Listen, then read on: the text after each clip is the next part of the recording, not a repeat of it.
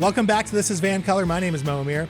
We've spent tonight exploring gender gaps from the gender pay gap to the differences between men and women when it comes to political preferences. But are there any gender gaps when it comes to treatment under the law? To give us that legal perspective, we're going to wrap things up tonight with my friend, my counterpart on the Soapbox Social Panel, which you can find on CBC Radio's On the Coast with Gloria Makarenko, one of BC's most high-profile criminal defense lawyers representing Acumen Law. She is Kyla Lee, and this is Kylas Court.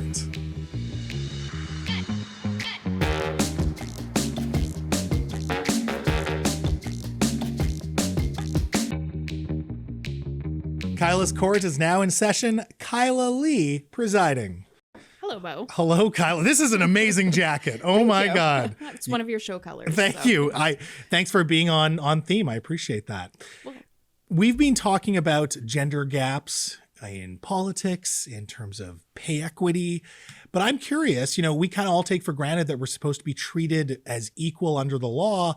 Are there any examples of laws where maybe we are not treated equally based on our gender? there are lots of them. Oh, okay. Did you know there are actual criminal offenses that only women can be charged with? Really? Like breaking my heart?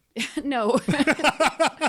No, it's actually very serious. The offense of infanticide, which was designed based on stereotypical assumptions about women in post-birth psychosis that allowed for a 5-year maximum sentence for women within a year of giving birth who murder their children. Whoa. Yes. And this offense essentially incorporates all sorts of gendered stereotypes about women. There's a second offense related to it of concealing a birth, where only a woman who conceals the fact that she's given birth with the intent that the child will die as a result of not getting any medical treatment. So a man can't be charged for infanticide? Like, how does that work? The criminal code specifies that this is an offense specific to women. Okay.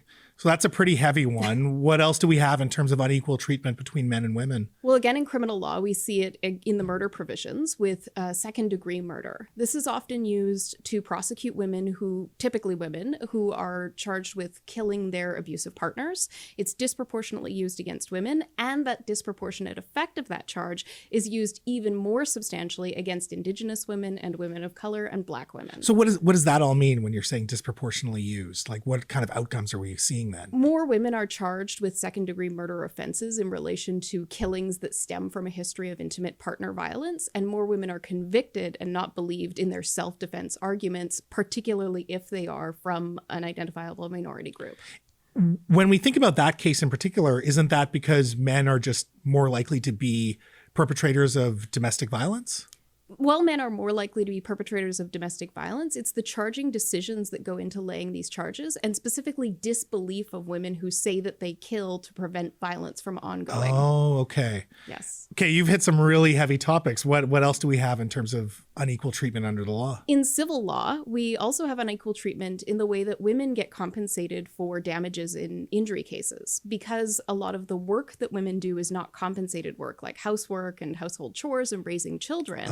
The law doesn't really recognize the same type of dollar value to that as being out in the workforce and contributing to the economy. Plus, with the gender pay gap, women are less likely to earn as much money for the same job, so they're compensated differently because their earning potential is lesser. So if they were to get injured doing housework or other unpaid labor, basically they wouldn't be compensated as you would if you had a job. Is that what you're saying? The court does compensate it, but they don't value it the same as being out in the workforce and working in a professional job. For example, if you're staying home to raise your kids because your husband's a lawyer, then you get compensated less, even though you're essentially allowing your husband to continue that work. Okay, so we're not very equal under the law. It seems like there is different treatments. Is there a way to remedy this? Like, does this fall on governments to look at individual laws and try to make them more equitable? Obviously, there's a lot of ways to remedy it. With respect to the criminal code, changing the provisions of the criminal code to make it so we don't have offenses that only women can be charged with is a pretty obvious one. For judges, it means considering the impact of awarding lesser amounts of damages, or for juries, lesser amounts of damages to women for doing things that are traditionally women-based work. And perhaps for governments writing legislation that allows fair compensation for work that is typically done by women. Is there political will behind looking at this? Because I feel like there is there are organizations that are organizing for pay equity or things like that. But, on the legal end, are people talking about this? There's not a lot of political will to change it because of gendered stereotypes, but there is some political will to change the infanticide offense because it doesn't seem to make a lot of sense that somebody could get only a 5-year sentence because they're a woman. But that's really more an attack on women than it is on saying that this law itself is discriminatory against women. Right. Kyla, thank you so much for your time tonight. You've illuminated us on some of the unfairness of our laws. So thank you so much. Thanks for having me. Absolutely. Folks, that's our show. Thank you so much to Humera Jaber, Shachi Curl, and of course my friend Kyla Lee for tonight's show.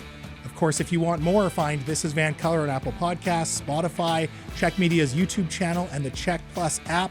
For now, though, this is VANCOLOUR, and I'm Mo Amir telling you that in a province where you can be anything, be colorful. Peace.